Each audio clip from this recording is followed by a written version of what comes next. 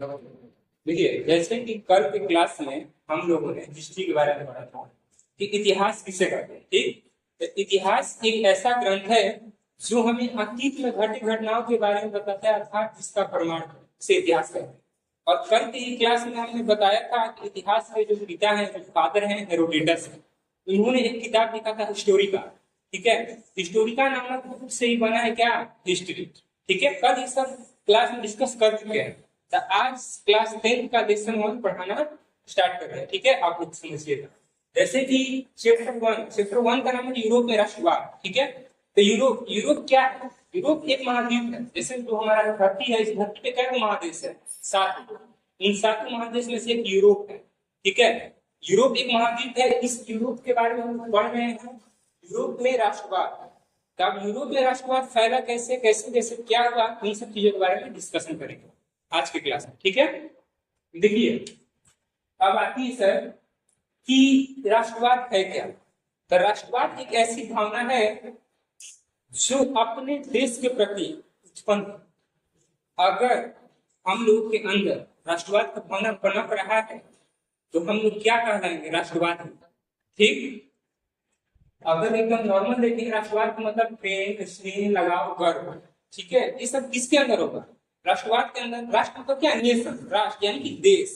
ठीक है, अब आए क्वेश्चन, ये राष्ट्रवाद जो है ये भावना किन्होंने दिया था, किन्होंने कहा था ये सब बातें कि राष्ट्रवाद कुछ है? तो अनर्स्ट रेनर ने भी कहा था और फ्रेडरिक सरियू ने भी कहा था। ये दोनों राष्ट्रवाद के बारे में बताए थे। ठीक है, चित्र के द्वारा बढ़ावा दिया। जैसे कि ये जो है फ्रेडरिक सरियू, इन्होंने चित्र के द्वारा प्रदर्शन किया कि राष्ट्रवाद ऐसा होता है। जैसे अब एग्जाम्पल मैं आप लोग को बताता हूँ। जैसे मान लीजिए जिस तरह हम लोग भारत देश के निवासी हैं, भारत का एक झंडा है ना जी, नेशनल फ्लैग, तिरंगा। तो तिरंगा एक राष्ट्र का जैसे कि चिन्ह हो सकता है बताने के लिए कि हाँ मेरा राष्ट्रीय झंडा तिरंगा है। तो इन्होंने तिरंगा के द्वारा प्रदर्शित किया, अच्छा चित्र के द्वारा दर्शाया कि राष्ट्रवाद ऐसा होता है, और झंडा के माध्यम से भी दर्शाया कि राष्ट्रवाद ऐसा होता है। कौन, क्वेश्चन आ जाएगा कैसे, कौन व्यक्ति थे जो राष्ट्रवाद बताने के लिए चित्र और झंडा का इस्तेमाल किए थे? तो आप लोग बोलिएगा फ्रेडरिक सरियू। ठीक है, इतना कॉन्सेप्ट क्लियर, आगे समझिए ध्यान से। अब आए क्वेश्चन कि सर राष्ट्रवाद की जो भावना है सबसे पहले यूरोप में किस देश से उत्पन्न हुआ? तो फ्रांस से। अगर कहा जाएगा ना कि राष्ट्रवाद की जो भावना है सबसे पहले कहाँ से पनपा था, तो राष्ट्रवाद कहाँ से पनपा? 1789 में फ्रांस से। ठीक है, तो 1789 में फ्रांस की क्रांति हुआ था। अब सर फ्रांस की क्रांति जैसे कि आप 9th क्लास में आप लोग पढ़े होंगे या पढ़े होंगी, क्लास 9th में लेसन 3 है फ्रांसीसी क्रांति। फ्रांसीसी क्रांति में दिया गया है कि जो फ्रांस में क्रांति था ना, फ्रांस में जो समाज थे, समाज को 3 वर्गों में बांटा गया था। एक थे दार्शनिक लोग, और दूसरा थे पादरी, और तीसरा थे कुलीन वर्ग। ठीक है, ये तीनों कहाँ थे समाज, कहाँ के समाज? फ्रांस। ठीक है, तो फ्रांसीसी क्रांति आप लोग 9th क्लास में पढ़े होंगे, तब जाके इसके बारे में डिस्कशन दिया गया। वहीं पे बता दिया गया क्लास 9th में कि जो फ्रांसीसी क्रांति की शुरुआत हुआ था 1789 में हुआ था। ठीक है, कहाँ पे? यूरोप के एक देश में, वहीं से राष्ट्रवाद का भावना उत्पन्न हुआ। अब यूरोप जो है, यूरोप में फ्रांस है। फ्रांस के राजा उस समय लुई 14वां था। लुई 14वां एक निरंकुश राजा थे, जिन्होंने एक कथन दिया था कि मैं ही राज्य हूं। इन्होंने एक कथन दिया था, एक स्टेटमेंट बोला था कि मैं ही राज्य। ठीक है, अब यहां से क्वेश्चन पूछा जाएगा कि मैं ही राज्य हूं, ये कथन किसने दिया था? तो बोलिएगा लुई 14वां। अब लुई 14वां भी जो था निरंकुश राजा था। निरंकुश राजा का मतलब क्या हुआ? जो निर्दयी हो, जिसके पास दया न हो, खाली अपने बारे में सोचना, प्रजा के बारे में ना सोचना। ठीक, तो लुई 14वां के बाद अब कौन आया? लुई 16वां। लुई 16वां भी वही था, ज्यादातर क्या पति मतलब भोग विलास में ज्यादातर रहता था, अब प्रजा पर ध्यान नहीं देता था, खाली अपने आप से मतलब। ठीक है, ये सब निरंकुश राजा रहे। ठीक है, तो सब 1789 में लुई 16वां आया और फ्रांस की जनता ने इसे फांसी दिया। क्यों दिया फ्रांस की जनता ने फांसी? क्योंकि ये जो लुई 16वां है लुई 16वां वहाँ की जनता पर ध्यान ना देके सिर्फ अपने आप पर ध्यान देता था और अपने मतलब जो रिलेशनशिप होता है रिलेशनशिप पे ध्यान देता था। ठीक, तो वहाँ की जनता क्या हुई, भड़क गया कि हमारा राजा सही नहीं है, तो कुछ लोगों ने इसका समर्थन किया।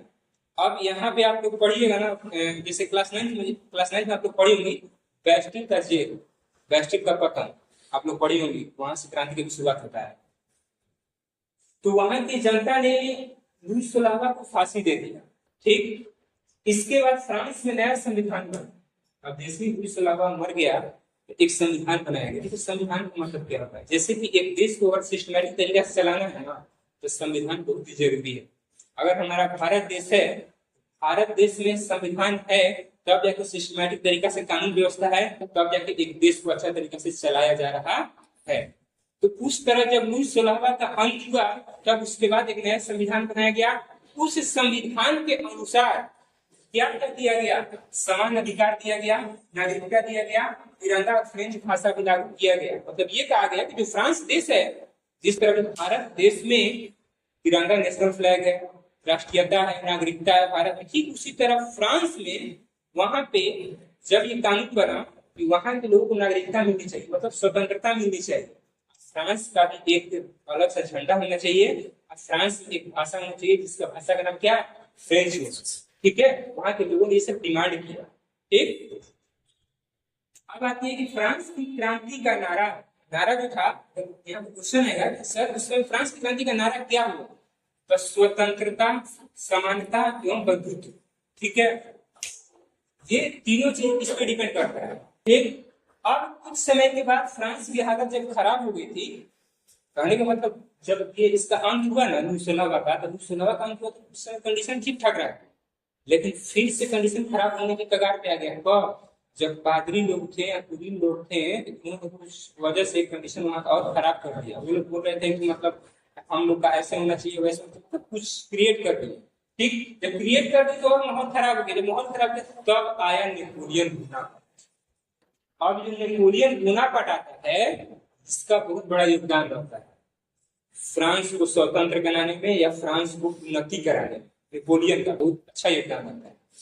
तो अब कुछ समय बाद फ्रांस की हालत जब खराब हो जाती है, तब 1799 में नेपोलियन बोनापार्ट आता है और ये पहले की तरह फ्रांस की शासन व्यवस्था को अच्छा करने का प्रयास करता है और कर भी देता है। क्या करता है कि जो राजतंत्र को समाप्त कर देता है, नेपोलियन अपना कानून व्यवस्था लागू करता है, जिसे नेपोलियन संहिता कहा गया है। आप बात समझिएगा, जब नेपोलियन आता है तो उस समय जो फ्रांस में जो शासन व्यवस्था थी, अगर कहा जाएगा कि जो फ्रांस है, फ्रांस में शासन व्यवस्था कैसी थी, तो राजतंत्र चलता था। राजतंत्र मतलब क्या, राजा का बेटा ही राजा बनेगा।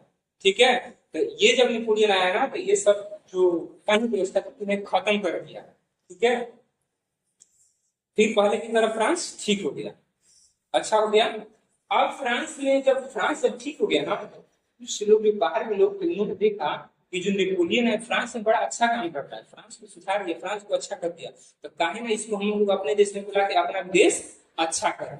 ठीक है, तो अच्छा करने के लिए जब फ्रांस से बाहर निकला तो इटली में गया और जर्मनी में गया। तो जब इटली में गया तो इटली में देखिए क्या किया, सेस्लिपियन गणराज्य का निर्माण किया, और जर्मनी में गया तो ट्रांसमीडियन गणराज्य का निर्माण किया। यहाँ से भी जो क्वेश्चन मिलेगा कि जब नेपोलियन बोनापार्ट इटली में गया तो किस गणराज्य का इस्तेमाल किया, सेस्लिपियन। ठीक है, एंड जर्मनी गया तो ट्रांसमीडियन गणराज्य का निर्माण किया। ठीक है, यहाँ से देखो ये सब ऑब्जेक्टिव सीखना है, सुनना है, समझना है कहानी को। ठीक है, नेपोलियन के खिलाफ कुछ देश दुश्मन के रूप में खड़े हो। अब जब इतना अच्छा काम कर दिया नेपोलियन बोनापार्ट, इतना अच्छा काम कर दिया, तो अब कहने का मतलब है ना, जो लोग अच्छा काम करते हैं ना, तो उसके बुरा करने वाले भी खड़ा हो जाते हैं।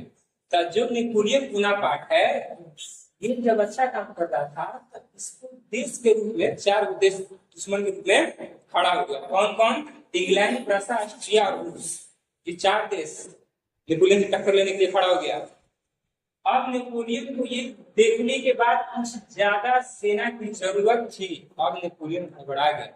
क्यों घबराया, क्योंकि चार देश इसके अपोजिट में खड़ा हो गए। तो ये थोड़ा हिचकिचा गया। हिचकिचाहट होने के बाद उन्होंने जानते हो क्या किया, जो नेपोलियन फ्रांस में अच्छा कर दिया था तो वहां मतलब हीरो बन गया था। नहीं होता अच्छा काम करने के बाद हीरो बन जाना। तो अच्छा काम कर रहा था, लेकिन 4 देश जब इसके सामने खड़ा हो गए तो इसका किया, तो वहां के लोगों को जबरदस्ती कहने लगा कि मुझे सेना की जरूरत है, आप लोग सेना में आइए। अब जिसका मन रहेगा सेना में वही लोग ना आएगा जी। तो लोग इसका क्या, जैसे जिसको इसको मानते थे अब मानना बंद कर दिया, सपोर्ट करना बंद कर दिया। जबरदस्ती करोगे क्या मेरे साथ, हमको नहीं, मतलब मुझे सेना में नहीं आना, ये जबरदस्ती कर नहीं, मुझे सेना की जरूरत है, आप लोग मेरे सेना में आ जाइए। तो मैंने यही स्टेटमेंट लिखा है, मैंने कथन लिखा है कि जो नेपोलियन है ये देखने के बाद कुछ देश मेरे अपोजिट में खड़ा हो गए, मुझे सेना की जरूरत है, सेना की जरूरत है, तो इसलिए उसने लोगों पर दबाव डाला तो कहने लगा कि आप सेना में आ जाओ। तो ये सब लोग सुनने के बाद, जबरदस्ती करने के बाद लोग उसके साथ खड़ा रहना बंद कर दिए। और जब युद्ध हुआ फिर उसके बाद तो नेपोलियन जो है चारों देशों से आया। समझ में आया। तो अब जो है अगला इतना कितना कहानी समझ में आ गया, इतना तो समझ लिए। अब नेक्स्ट क्लास में हम लोग समझेंगे इटली का एकीकरण, जर्मनी का एकीकरण, ये सब समझेंगे। ठीक।